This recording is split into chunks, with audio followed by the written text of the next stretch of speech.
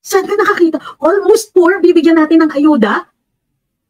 Kasi daw, sasabihan niyo ako na ang puso niyo, sige, dapat mula ngayon, wala nang puso, puso, pinagsasabi niyo. There is a time for everything and there is also a time to be angry.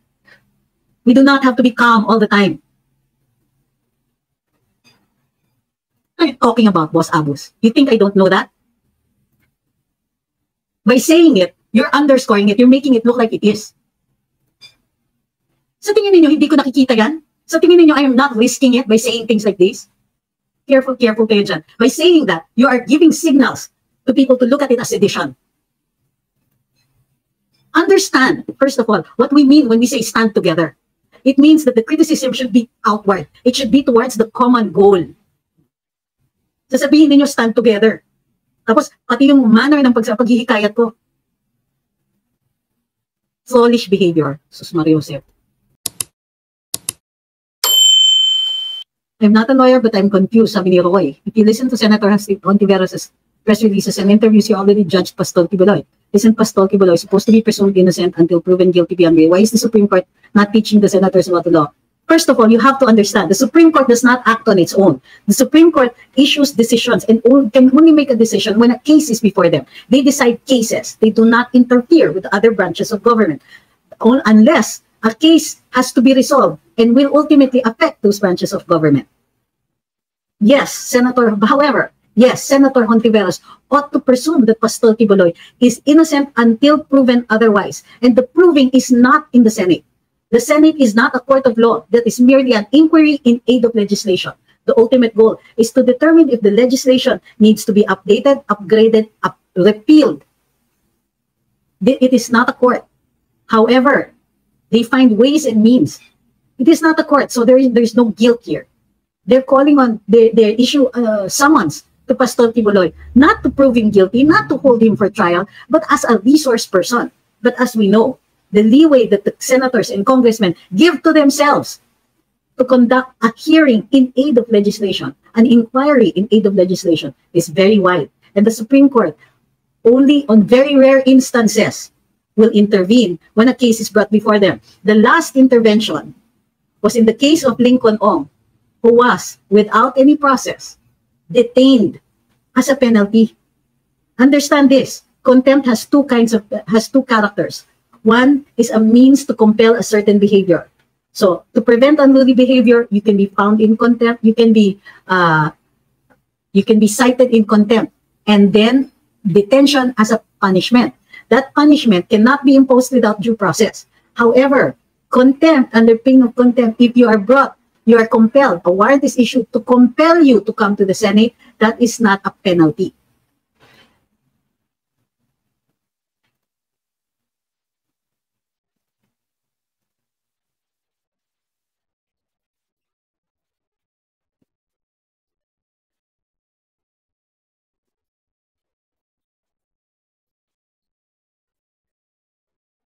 Okay.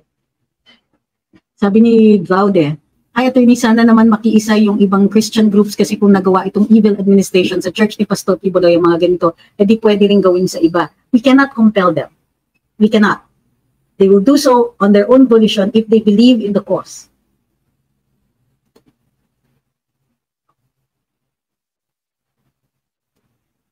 Sabi ni Ben Gonzaga, attorney, paano yan kung sakaling magtotoo ang sinasabi ni Pastol Kibuloy? Kahit ano religion natin magkaiba, ang paniniwala ang mahalaga, demokrasya ng Pilipinas, ano mangyayari sa mga maliliit na tao?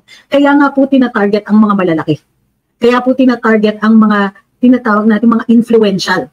Nang sa gayon matakot. Tignan ninyo, yung threat para matanggal ang prangkisa ng SMNI, biglang nagbait ang ilang mga komentarista. Yung mga hindi nagbabait, well, sabi ni Taurus, hindi nila gagalawin ng mga church na pro-American, tandaan nyo yan. Sabi niyo pa, pero huwag naman nga natin awayin until alam natin kung anong side sila. Ay kay Ma'am Zaide, sabi niya, ako silently listening. Tapos na biglang nabuhay nung nagalit ka. Ayun, post muna ako sa school paper, bigla ako nakapokus sa sinasabi ni Attorney Love, talaga kita. Hindi, pero sa totoo lang, hindi dapat tayo kailangan galit para mapatunayan natin na ganito talaga ang sitwasyon. Ayoko rin nagagalit, sino bang may gusto? Sino ba may gustong high blood tayo? Ayokong inuubo ko, pero ayan, nandito tayo. Pero huwag naman kayong mangbabasag. Ano bang ginagawa ko sa inyo para sabihin ninyo kalma? Ha? Ano bang kinaano ninyo? What are you trying to prevent by asking me to calm down? Anong iniinom ko? Tsa? Green tea.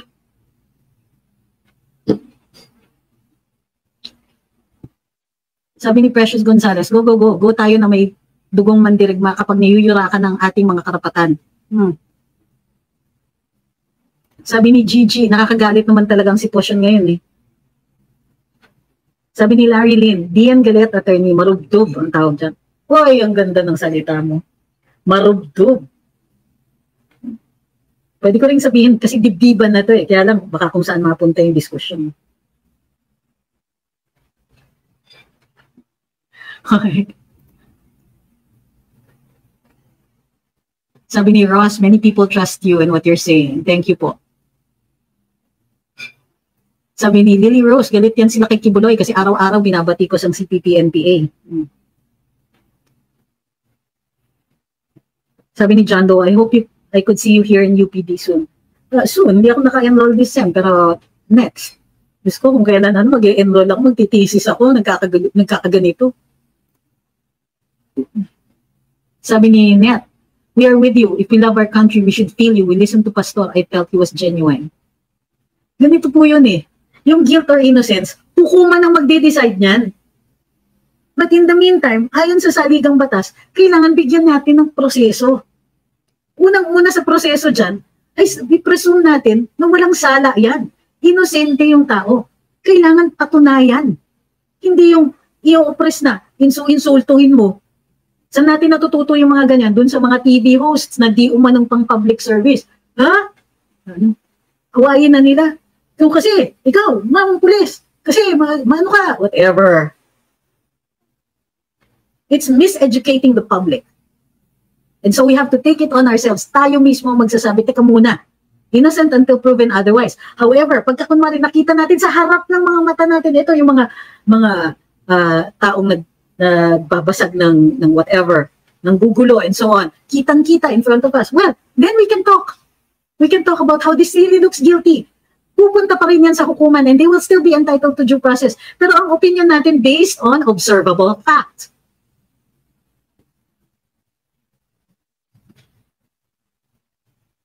Sabi ni Ma'am Yulia, dami nang binabayaran para lang lumubog yung mag-ama. It's not even just about them anymore. It's about those in power.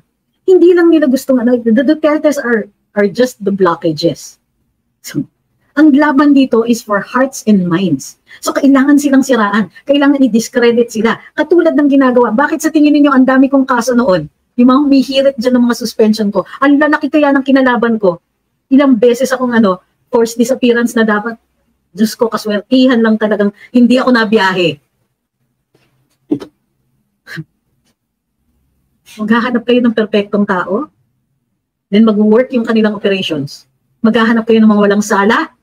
You need saints? Hindi po kailangan ng mga santo. Hindi kailangan santo para manindigan tayong lahat. Hindi kailangan santo para katabi natin kung sakasakaling magkaroon ng movement. Anong gagawin ninyo? Kailangan mag-apply pa? O hingi pa tayo ng NBI clearance sa lahat ng taong kailangan manindigan kasama natin? What? Hindi naman natin sila gagawing presidente. Kailangan lang natin ng mga kakampi.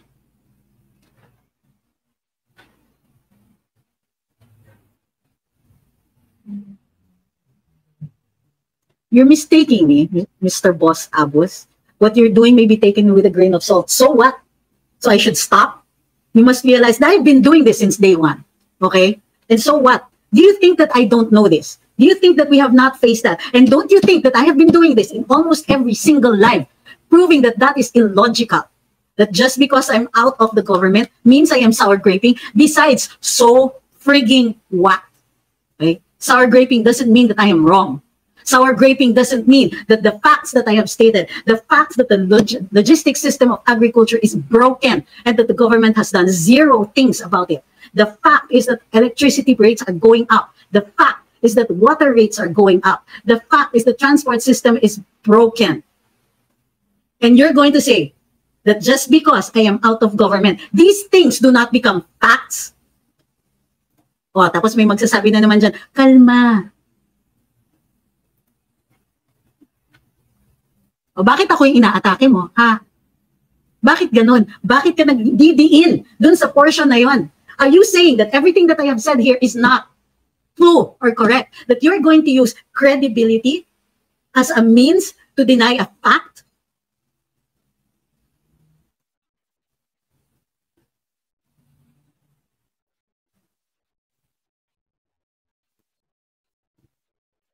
Guys, hindi ko inaaway si Sir Abu. Like I said, if we're passionate, don't misconstrue it as anger. Huwag niya siyang awayin, ha? Kailangan magtanong siya. Sabi ni Enka, they want sugar-coated alternative facts. Natuwa talaga ako dyan sa term na alternative facts. Lumalamig kasi yung ano ko, yung tsa ako, kakadaldal ko, sus Mariosa. Kahapon, I wanted a light discussion because I knew it was going to be, passionate today. Ito. I want to question this. Sabi ni Maki Love, bakit laging bigas, alak, mataas, di ka nagre-reklamo, buong mundo mataas rice, dito po sa Japan mataas. Ay, mali po kayo dyan, Maki Love. Ang problema dun sa ibang bansa, sagad na sila. They've explored all the ways para pababain yan. Pero dito sa Pilipinas, hindi lang po yan mataas. Mataas siya because hino-hoard. Mataas yan kasi sinasmuggle. Tapos hino-hoard lahat yon. Nilalagay sa mga warehouses until matapos yung panahon na maraming bigas. It's price manipulation na nangyayari dito. And that, yes, is a fact. In fact, the president himself, kung makapresidente ka, has taken cognizance of that fact and said that he was going to fix this. Yung mga middlemen sa bigas, sila po yung mga nag-i-import din. Nang sa gayon, pwede nang tablahin yung farmer. Kaya lang sila bumibili sa farmer para mabili nila lahat, ma-corner nila lahat ng mga sources. And that is happening kasi ang yayaman ng mga middlemen at mayayaman sila dahil binabarat nila yung mga farmers, ginigipit nila. Tapos pagdating sa mga consumers, tataasan ng presyo. Sinong nakikinabang? Sasabihin ninyo, i-compare ninyo sa ibang bansa, bakit pareho tayo ng sistema ng agrikultura? Ganon din ba ang mga smugglers at mga hoarders nila? Grabe rin ba ang price manipulation din sa kanila? Tapos sasabihin natin, oh yes, of course, because in Japan, mataas pa rin ang presyo ng bigas. Teka muna, ano ba ang buying power ng consumer sa Japan? Pareho ba sila sa atin? Sabihin ninyo, ano yung basis ninyo sabihin mataas? Compared to income ba? O sige, mag-comparean tayo ng income. Tumaas ba? Gusto nilang taasan, susunod naman ng inflation. Ano yung buying power natin compared to the buying power of Japan? Grabe yung mga false, yung mga logical fallacies na ginagamit eh.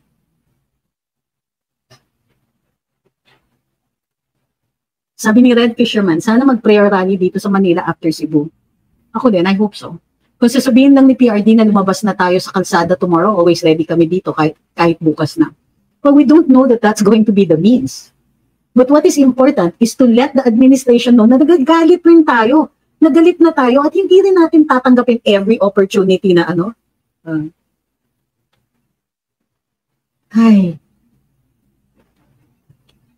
Sabi ni Moonface, Diyos ko po, sa agrikultura lang halos umaasa ang Pilipinas, kinakawawa pa yung mga farmers. Dina-justify ng mga sakim ang pagtaas ng bigas. Oo, kasi daw mataas din ang bigas sa ibang bansa. Pareho tayo. Apples and oranges.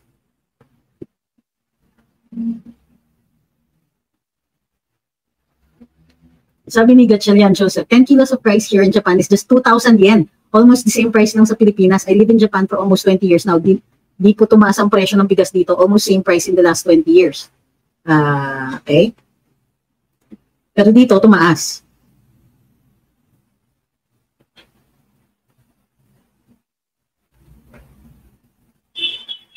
Sabi nila, boy, sana mag-collab kayo ni Maharlika. Okay din pala siya mag-interview like what she did with Attorney Vic. Natingin niyo ba? Hindi kami nag-uusap ni Maharlika.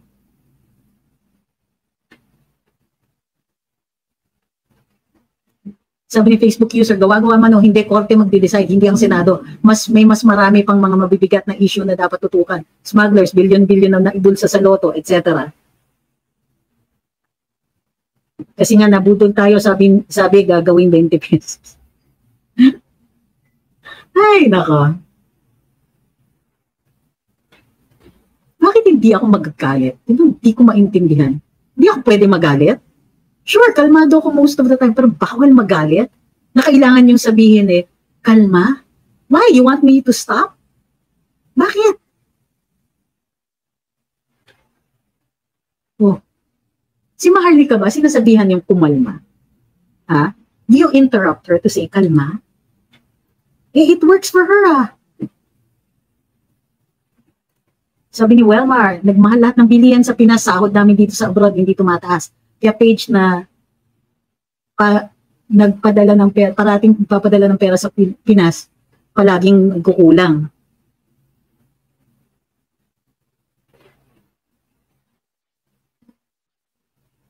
Sabi ni Mark Azor, nagagalit na nga kami si Atty. Pacquiao na mas maraming nakita. Ano ba lokong to? Sabi, bitter ka lang kasi O ngayon, justify nyo yung mga ganun sinasabi. So ano, ibig sabihin, mali na ako dahil bitter ako. O tignan niyo nga yung mga facts na nilabas ko. Tignan niyo nga yung pag-i-explain dun sa sistema. Sabihin niyo, bitter ka lang kasi. Oh, bitter? So pag bitter ako, mali na yung facts na yon. My bitterness doesn't change those facts. So instead of repeating what the trolls are saying, why don't you just explain it? Why don't you just latch on to the facts and say, ito talaga naman the system is broken and they are not fixing it despite the campaign promises. Walang binago, walang inayos except going in the opposite direction. Ayuda nation. Sabi ni Ana Marie, ako bitter kasi nabudol ako. Sabi ni Tiban, sino yan? Bitter na bang tumindig sa tama ngayon? Yung iba trolls, pero yung iba, ano naman, nag-i-explain lang. Talaga? Na-take down si Maharlika? Holy cow.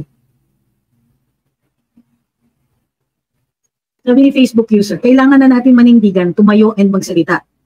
Basta't katotohanan lang para sa bayan. Nakikita naman natin sa mga kanilang gawa ng gobyernong ito. Huwag matakot makibaka para sa bayan at katotohanan. O para dun sa mga nag-aalala, when you say makibaka, that's not inciting to sedition. Paloka kayo ha. What does makibaka mean? Magsama-sama tayo, how do you call this? Join in the cause.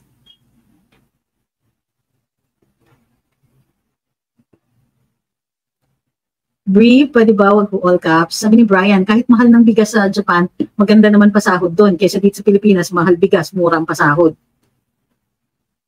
Sama-sama tumindig, pero sa tama, makibaka. Sabi ni Jack Lee, ayaw kong kaaway si Atty. Lexie, kakahiya talaga. Full support pa ako kay BBM sa eleksyon. Dami kong nawalang kaibigan, tapos ganito ang resulta, kakahiya. Oo nga sa tingin ko, marami tayong na ganyan. Ultimo mga kamag-anak ko, may mga kamag-anak ako nagalit sa akin, na pero nakaupo na, ayun, nakikiusap, baka pwedeng tulungan. May mga kaklase ako, classmates, alam niyo ba, pagkaklase sa law school, parang fraternity yan. Pero, suddenly, di na ako kinausap. Yan. Para magsalita ng ganito. Para makapaglabas. Para makapagpahayag.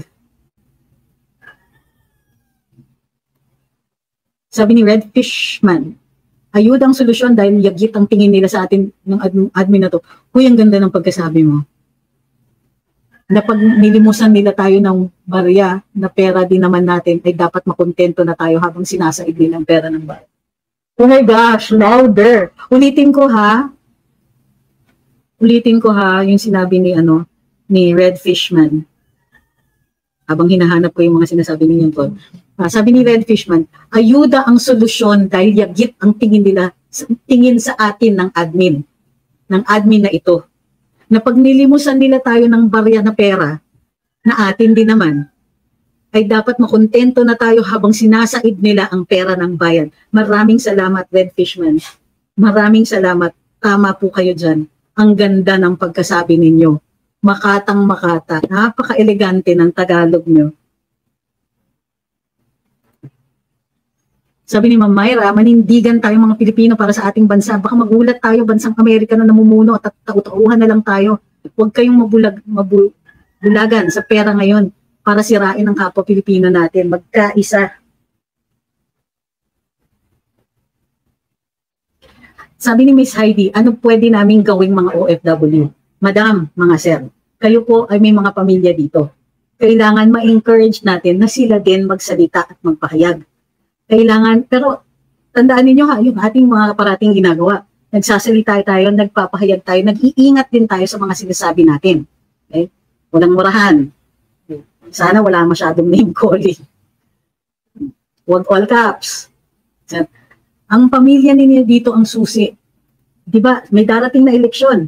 Kayo po ay nagsusuporta sa inyong pamilya. Siguro naman kaya nilang makinig sa inyo pag hinihikayat ninyo ang certain candidates. Kung maaari din, sabihin sa kanila na wag na natin tangkilikin yung mga kumakampi sa gobyerno. Isa pa yan. Hanap tayo ng iboboykot. Sabi ni Ma'am Mary Andaya, kagalit-galit na tunay ang mga nangyayari dito sa Pilipinas. Ano? Ay, totoo. Salitang tunay. May official statement, attorney si Pastor Kibuloy. Iniintay ko po na makita ko. Pero pinakinggan ko naman po ang sinabi niya. Sabi ni Pau Pau, hindi po namin kailangan ng ayuda kasi po dito excuse me. Holy cow, I'm so sorry. Kasi dito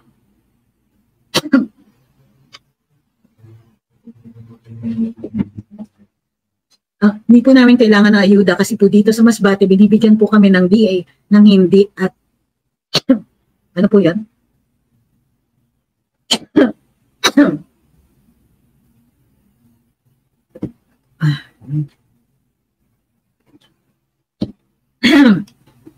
Sabi ni Amir, trabaho, hindi ayuda.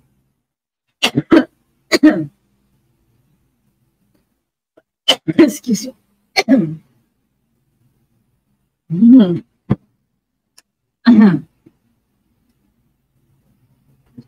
Mentality at pag-uugali ng mga Pilipino ang kailangan baguhin, lalo na ang mga nasa kapangyarihan. Hindi makatao. Ay, nako, correct. Buti mainit pa yun siya.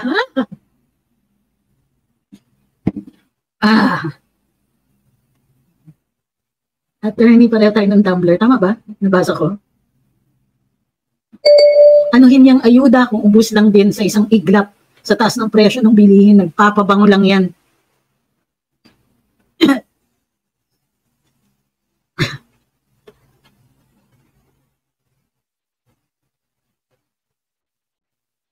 Sabi ni Al Roderno, parang tahimik po si Atty. Larry. Ano mai-expect niyo naman po? Nasa gobyerno siya. Kung siya'y magsasalita, aalis siya sa gobyerno. Mahirap talaga maglaro sa politika. Sabi ni Mix, nung FPRD admin panay ngawa ang mga dilawan sa ayuda kasi daw ginagawang tamad mga Pilipino. Bakit ngayon tahimik sila? O kung kailan lumalaan.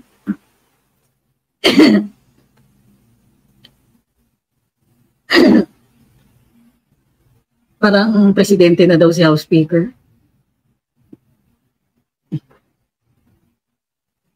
Sabi ni Simple Inspiration, kami po na nasa abroad, gusto na namin, umuwi. Kaso sa klase ng gobyerno ito, paano kami uuwi? I can't blame you. Seriously. Siyempre gagawin ninyo yun para sa inyong kapakanan. Bakit kayo uuwi kung mahihirapan na kayo dito? Sabi ni Zimra, tinuturuan ng sobrang ayuda, yun, ayuda system na yan na maging samad at palaasa ang tao.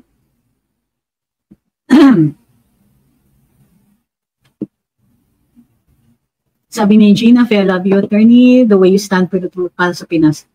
Kaya laban lang, we're solid support for the Dutertes. Sabi ni Ma'am Ele, thank you ma'am. Sabi ni Ma'am Elenita, mas madali daw magbigay ng ayuda para makuha nila boto ng mga tao, lalo yung mga nasa laylayan daw. Mas lalo nilang pinapababa ang dignidad ng mga nasa ibaba. Totoo yan. Totoo yan. Na ano, kasi siyempre sasabihin nila, kaya siya yung iisin nila na magbago yung sistema, edi kunin muna nila yan.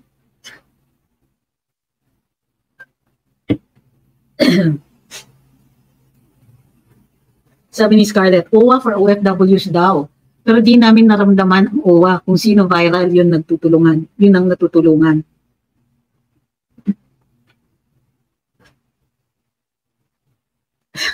Excited daw sa Feb 25.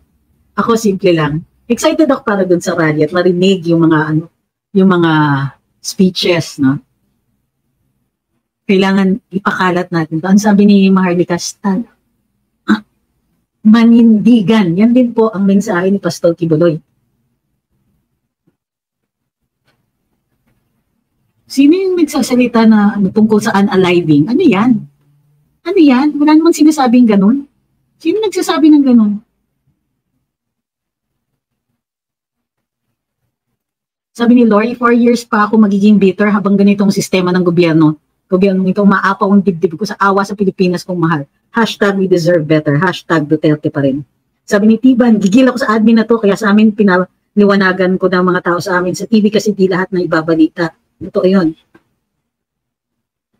Ma'am, dito po sa amin, 200 pesos na lang ang bilihan ng palay kada sako, lugi na kami. Sabi ni user, di ko na remember sino patumakbo for president last time. Siguro song nila is, kung ako na lang sana. Ay.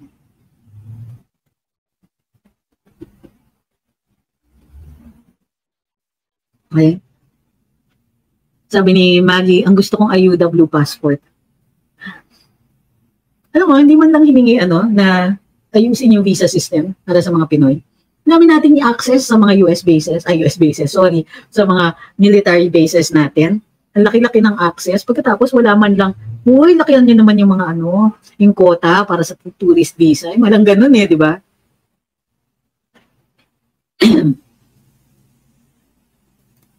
Sabi ni ELC, si Zubiri, nung kampanya, pabalik-balik yan kay Pastor, hingi ng endorsement. Ngayon, walang paninindigan, pakal ng mukha, maka-Amerika. Ano bang kinatatakutan nila na bigyan ng due process si Pastor? Takot ba sila na marinig yung panig ni Pastor? Takot ba sila na marinig yung mga saksi para sa kanya? Bakit kailangan ganito? At bakit kailangan isuko siya kagad sa abroad? Sa dayuhan? Ano yan? I changed mind and heart in support of this government when I heard the pasabog leaked audio record of your dismissal by Maharlika. Just because somebody's aligned or supports PRD. Ay nako, it's a lot worse than that, believe me. Kasi sasabihin nila, bitter ako. Hindi ko na nga nilalabas lahat ng mga alam ko. Bitter pa rin. Oy. Hindi ko pinapersonal ang First Family at saka si Pangulong Marcos. Bitter. Oy. 1 year pa rin sinuportahan after leaving office. Bitter. Sabi ni Pangit, biased ang media, madam, kaya binenta na namin TV namin.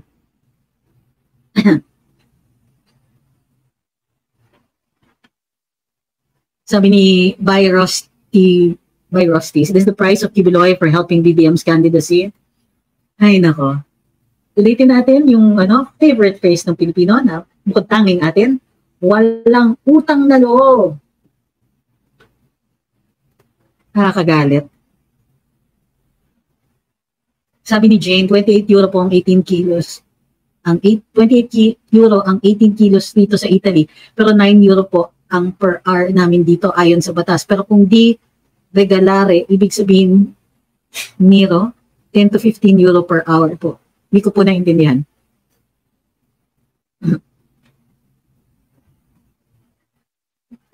Ano na ba nangyari sa atin kung wala nang mga leader na magtatanggol sa atin? Sabi ni AZ, magkakaroon ng panibagong leader.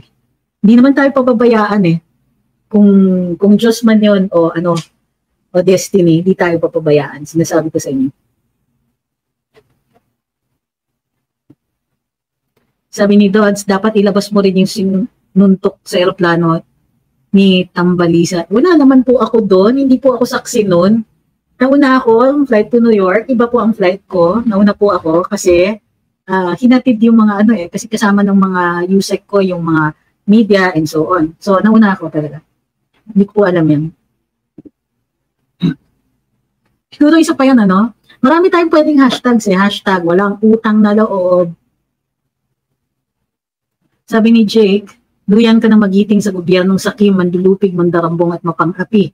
Di tayo pasisiil. Sa mismong pambansang awit natin pinahayag na tayo'y manindigan. Sabi ni, doesn't have to be true. Bakit sila magkakautang na loob, tingin nila sa Pilipinas kanila? Aray! Kung nabalik man sila sa kapangyarihan, dapat lang kasi tingin nila sa kanila yung Pilipinas. My gosh! Ang lungkot, no? So muli, ito ang kailangan tandaan natin. Si Pastor Kibuloy, tulad ng kahit na sinong mamamayan ng Pilipinas, entitled sa due process yan. Pero sa naririnig niya, ang gusto sa kanya, i-extradite, magahukulihin o kaya gagawin katulad ng ginagawa sa South American country na kinidnap nila yung leader at dinala sa US para dun humarap sa hukuman. Kidnap, dapat hindi pumayag ang gobyerno natin kung sakasakaling yun ang pinupuntirya ni Pastor. Kung sakasakali na parang sunod-sunuran tayo sa mga banyaga, anong saysay ng garantiya ng due process natin sa ligang batas? Kahit sinong mamamayan, pwedeng i-demand yan. Kahit sinong mamamayan, entitled po dyan. Innocent until proven otherwise is part of that. Kailangan sila yung magpatunay sa kasalanan. At pag hindi nila napapatunayan o wala pang patunay, ang presumption ay wala siyang sala. Bakit ganun? Nilalabas pa nila yung kung ano-anong mga pinagsasasabi ng kung sino-sinong alleged na saksi. Kita na natin, replay na po ito, iba lang yung akusado eh. Ginawa nila dun sa panahon ni Laila de Lima na nire-resurrect niya itong mga discredited witnesses. Nire-resurrect, inaatake with may kasamang mga innuendo o insinuasyon kay VP Inday kung ba't humingi siya ng confidential funds. Ngayon, isinasama siya ng mga so-called saksi. Ano pa? Ngayon, si Pastor Kibuloy. Ay, yung mga huwag kakalimutan. Si Maharlika, si Sas. Simpleng namamakayag lang. Kailangan takutin? Kailangan magbayad ang gobyerno o mga kawani ng gobyerno ng mga tolls para mang-insulto ng ordinaryong mamamayan? Ay, nako. Totoo yan, pinapahiya nila si Pastor sa Senado. Yung ipapatawag ka, kasi alam nila, it exposes the humanity. Para hindi maniwala ang mga kasapi. Masama po yan. Ay, nako. Sabi ni Carlos BBM's Media Talk Hang, hashtag Media Talk Hang.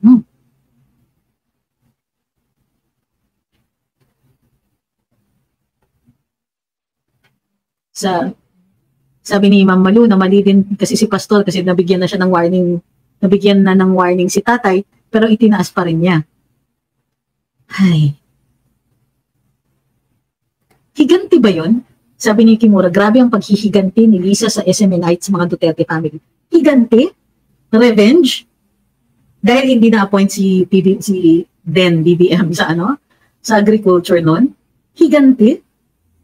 Tinulungan naman sila? Higanti? Yung pagpapalibing kay Marcos Sr., paghihigantihan ba nila o susuklian nila yan? Yung paglinis ng pangalang Marcos, mayroon ba silang pinakita na pagbabayad ng utang na loob dyan? Higanti talaga? I'm not saying you're wrong, I'm saying they're wrong.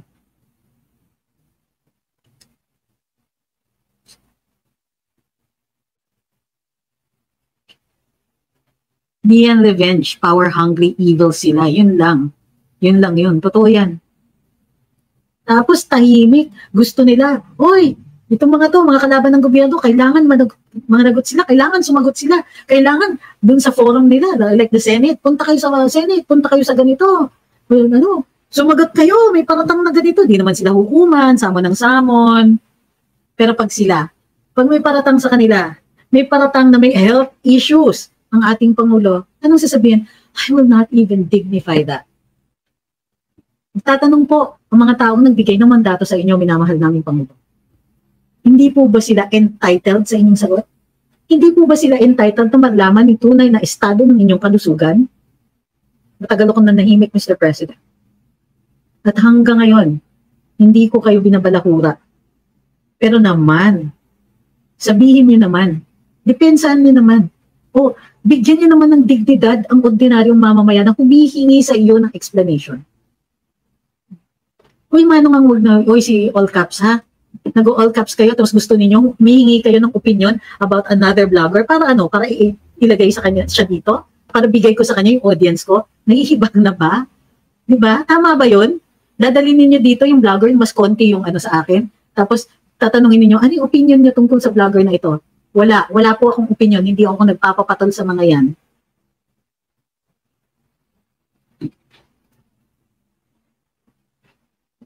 Sabi ni Stormy, sa ngayon po, itinuturing kong mga bayani ang sumisigal at humihingi ng hustisya. Lalo na sa mga humihingi ng hustisya na hindi naman para sa kanila.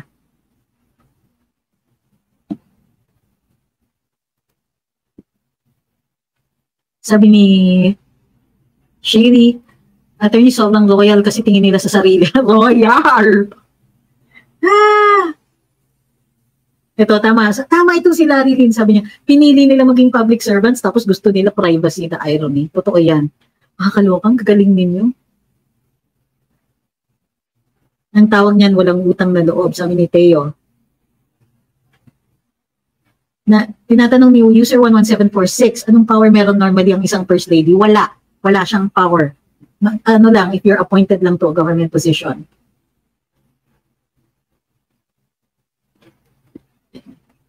Natabunan na yung issue na magpa-drug test siya. Alam niyo, huwag kayong magre-reklamo na natabunan. Kasi valid din naman yung mga issues. Ano, hindi natin papatulan yung issue ni Pastor Quiboloy? Hindi natin papatulan yung issue ni Congressman Paulo Duterte? Hindi natin papatulan yung mga issues ng paggulgur sa mga vloggers na pro-Duterte? Bakit nyo, hindi po issue yung natabunan unless sila yung nang tatabon. Pero sa totoo lang, marami pong issues at maraming issues na kailangan bigyan natin ng pansin. Huwag nyo namang sabihin na yun lang ang issue na dapat natin pinapansin. Wala pong ganun. Pag nakita din natin na patong-patong ang kasalanan nila, dyan po matatauhan yung ibang mga tao.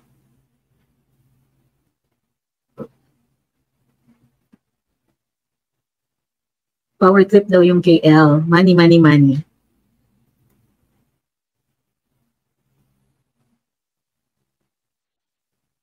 If drug addiction is a health issue, as some political groups say, no, so far I'm the only one who's been talking about it. Then the president should pay attention to his health issue. Totoo yan.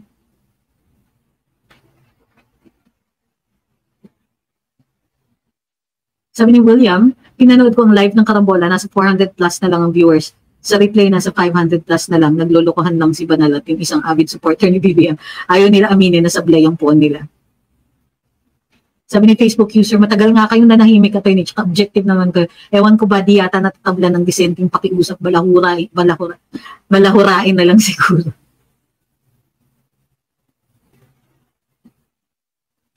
During election, sabi ni Rufino, the mainstream media and big TV stations, the mainstream media and big TV stations never gave BBM a chance of exposure. It was only SMNI who gave BBM the opportunity to be exposed to the Filipino. Now ito yung balik. Sabi ni Shibams, ang ginawa ni Budol more,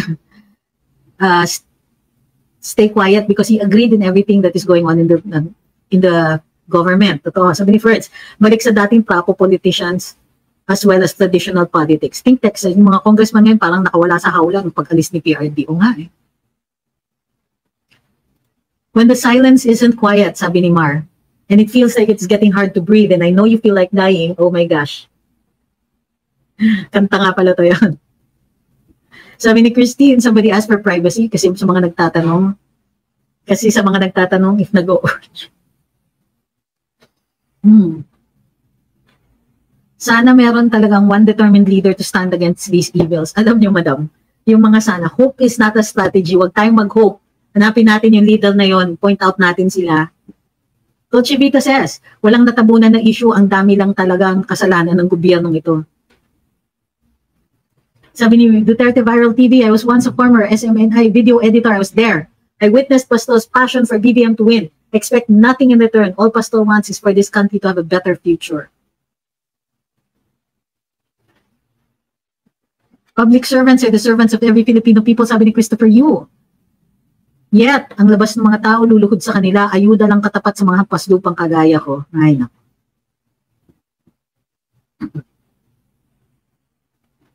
Parang mga Dracula itong mga congressman. Nagutom ng 6 years, kaya nakapagsip-sip sa kaba ng bayan. Sabi ni Jean, nakikita ko talaga si BBM sa mga hari ng Joseon area, sa mga historical dramas ng Korea. Nagpapapanood yata sila kopyang-kopya pati turing sa mahihirap at kalaban. Oo nga eh.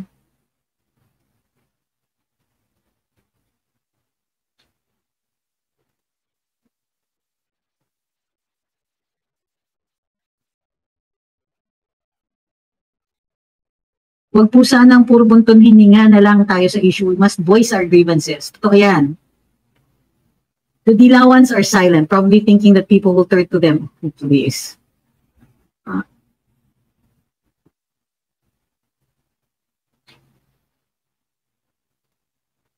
Sinong kausap nito? How many people have you helped? Have you given free education to somebody in your life? Actually, yes. To both. Dalawa pong pare ang napaaral ko. Yeah, mahal yun, ha? And yes, I've helped other people, but I don't pump them. Why do you ask? What is the point in this? Ang mga nakatulong lang, sila lang pwedeng magsalita. And by the way, ang dami kong pro bono na cases, ha? Tanungin mo yung mga militar, na yung iba sa kanila, mga general na ngayon, dahil napa-absuelto ko sila sa mga kaso nila.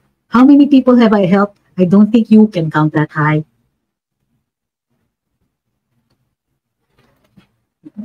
Sabi ni Chris, dati ang pagnanakaw ng mga representative silent, ngayon garapalan at harap-harapan na. Sa pa-press release, kadaming mga nonsense pinagsasabi para mga bata nakakagalit. Ang daming nonsense. One Alchemy says, may pera naman para Pinas ng government, bakit di na lang po ibigay sa tao? Gusto pa may kapalit na pirma. Sabi ni user, totoo pala yung expectation versus reality. Budol is real. Okay, remember this, okay? Remember how we feel right now. Nakakagalit ito. Remember that when people get angry also, huwag niyong pakalmahin. Because anger is good. Anger creates change also. It's not always. But in this instance, it could. Okay, so, remember this also. Ano yung sinasabi nila? May nakita kang inaapi, pero hindi mo tinulungan kasi di ka naman kasama dyan eh. It's none of your business. Marami kang nakitang inaapi. Di ka nakibaka, di ka nakisama, kasi di naman ikaw yan eh. Nung ikaw na, wala nang natira para makibaka. So, para sa bayan, ilabas natin ang pakiramdam natin, yung hinanaing natin. Marinig naman tayo. May pag-asa naman magbago ang gobyernong ito, ang administrasyon. Pero only if they realize that the people feel this way. Yan po ang sistema ng check and balance. May taong bayan. May mga kailangan tayo marinig nang sa gayon tumuwid sila. Ngayon, kung in spite of everything hindi sila tumutuwid, natatandaan naman po natin at the crucial times, like elections or other instances. So remember this, we will keep talking. We will keep getting angry when there is reason to be angry at this government. And yes, we will stand together. Yan yung mga lessons I've learned from other movements, from other incidents. Hindi lang po, we cannot fight this alone.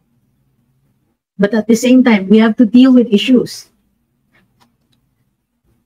We can convince. Pero yung mga hindi na, beyond convincing, huwag nyo na pong i-engage.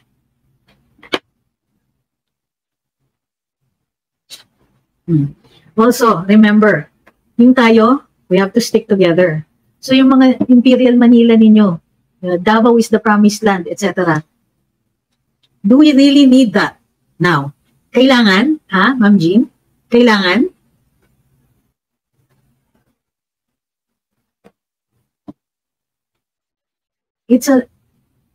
Yung mga tao sa gobyerno, sila yung kalaban. Stand together. Okay?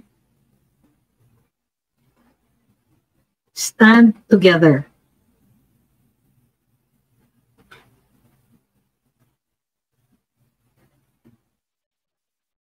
Alam niyo, bihirang-bihira. There comes a time, di ba? Sa international relations, one of the first lessons we learn is that when a country needs to unite, they create an external enemy. Sa atin, isa yung enemy. Remember who the enemy is. Okay? And yes, you can call government officials enemies. They're enemies of change. They're enemies because of graft. They're enemies because they're corrupt. They're enemies because they're stealing our money by doing nothing about government, about the problems that government is precisely there to fix. Diba? Of course, we can get angry. And we should be. And let's support those who talk sense. Let's support those who expose the foibles, the weaknesses of this government. There will be no change unless we speak up and speak out. There will be no change if we keep fighting among ourselves, because that's how they stay in power. They keep us divided. Resist the divisions. Engage if we have to, disregard if we have to, but remember who we should be fighting. We should be fighting the indolence of these government officials. We should be fighting the kapal ng mukha. We should be fighting their behavior where they think that it's perfectly okay to take a helicopter when people are suffering in traffic and you have used the chopper to go to a concert. Sure, it's legal, but was it wise? Sure, it's regular, but is it something that you need to show to the people? Para ke? Please, guys, we must be angry. Anger isn't a bad thing. So maraming salamat sa lahat ng sumubaybay ang haba ng live natin ngayon. Nagla-live daw si Maharlika, so all of us can head over there. Maraming salamat po sa pag-iintindi ninyo. And yes, maraming salamat dun sa mga nag-engage. Who are not yung sinasabi. Maraming salamat dun sa mga nag-challenge kasi nasasagot naman. Maraming salamat kasi dun sa iba dito kasi tunay na diskurso ang hanap. So, at maraming salamat dun sa vocabulary lesson ko na marugdog. Maraming salamat sa lahat ng nagbigay ng stars, super chat, super sticker. Si Victoria's Lucky Penny, who says thank you sa pagiging boses ng bayan, ng boses ng maralita, ordinaryong tao. Sabi ni si Aisha din, yung third floor studio, tinanggal din sila sa Malacanang. Si Beatrice Fluente, sabi na nagpadala din ng super chat, hindi mo pera yan, Duterte pa rin. Si Mambia, nagsabing good evening, nasa ospital ako, pero pinapanood din kita, ma'am. Magaling po kayo. Maraming salamat, lalo-lalo na dito sa TikTok, sa dami ng mga gifts na pinapadala ninyo. Maraming salamat po. But beyond all that, it's not what you send us, but it's what you say. It's your support. It's the fact that nakikibaka kayo. It's the fact na mahal ninyo yung bayan nyo. Maraming salamat po sa inyo. At maraming salamat din po sa mga katulad nyo na mga nagtuturo din sa akin. Maraming salamat. Tuloy-tuloy ang usap-usapan natin. Tuloy-tuloy ang diskurso. Tuloy-tuloy tayong manindigan para sa bayan. At protektahan natin lahat ng taong inaapi ng gobyerno. Protektahan natin. I-ensure natin na i-uphold ang ating mga karapatan. Kailangan ng gobyerno pinoprotektahan ang pinakamahihina sa atin, pero hindi ibig sabihin doon yung mga malalakas ay i-oppress din. Manindigan tayo. Kasi kung kaya nilang gawin ito sa ilan ng mga dating nasa poder, kaya nila sa atin. Kaya nila, at sinasabi ko sa inyo, wala silang konsyensya, wala silang pakialam kung ano. Equal opportunity oppressor sila. Maging mahirap, mayaman, may impluensya o wala. Pag kritiko sila, guro-guro pa rin. Maraming salamat. Kita-kits bukas. And pahinga ang lahat ha. Ingat-ingat ang kalusugan. Kailangan pa kayo ng bayan. See you.